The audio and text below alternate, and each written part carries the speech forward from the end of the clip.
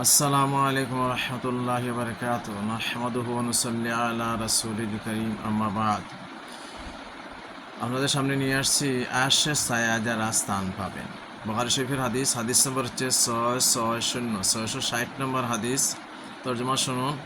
হযরত আবু হুরায়রা রাদিয়াল্লাহু তাআলা আনহু থেকে বর্ণিত, রাসূলুল্লাহ সাল্লাল্লাহু আলাইহি সাল্লাম বলেছেন, যেদিন আল্লাহর রহমতের ছায়া ব্যতীত অর্থাৎ আরশের ছায়া ব্যতীত কোনো ছায়া থাকবে না, সেদিন 7 ব্যক্তিকে আল্লাহ তাআলা তার নিজের আরশের ছায়ায় আশ্রয় দিবেন। 1. ন্যায়পরায়ণ শাসক। 2. যে যুবক যার জীবন গড়ে উঠেছে তার রবের ইবাদতের মধ্যে। 3. সে ব্যক্তি যার কলব আত্মা মসজিদের সাথে লেগে রয়েছে। 4. সে দু ব্যক্তি যারা পরস্পরকে ভালোবাসে আল্লাহর জন্য, একত্র হয় আল্লাহর জন্য এবং পৃথক হয় আল্লাহর জন্য। 5. সে ব্যক্তি যাকে কোনো অভিজাত রূপসী নারী আহ্বান জানায়, কিন্তু সে এই বলে তা প্রত্যাখ্যান করে যে আমি আল্লাহকে ভয় করি। 6. সে ব্যক্তি যে এমন গোপনে দান করে যে তার ডান হাত যা খরচ করে বাম হাত তা জানে না, এত গোপনে। 7. সে ব্যক্তি যে নির্জনে আল্লাহর জিকির করে, ফলে তার দু চোখ দিয়ে অশ্রু প্রবাহিত হয়। যে নির্জনে আল্লাহর ইবাদত করে আর ক্রন্দন করে। আরবি হাদিসে শুনুন। বুখারী শরীফের হাদিস নম্বর হচ্ছে 660 নম্বর হাদিস।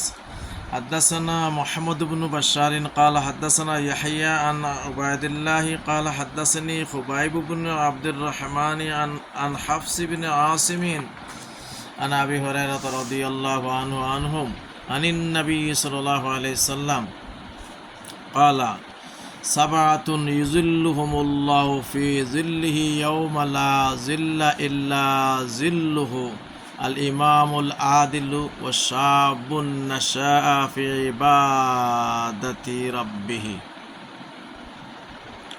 ورجل قلبه معلق في المساجد ورجلان تحابا في الله اجتمعا عليه وتفرقا عليه ورجل طلبته ذات منصب وجمال فقال إني أخاف الله ورجل تصدق إخفاء حتى لا تعلم شماله ما تنفق يمينه ورجل ذكر الله خاليا ففاضت عيناه صلى الله على سيدنا مولانا محمد وعلى آله وصحبه وبارك وسلم تسليما كثيرا كثيرا।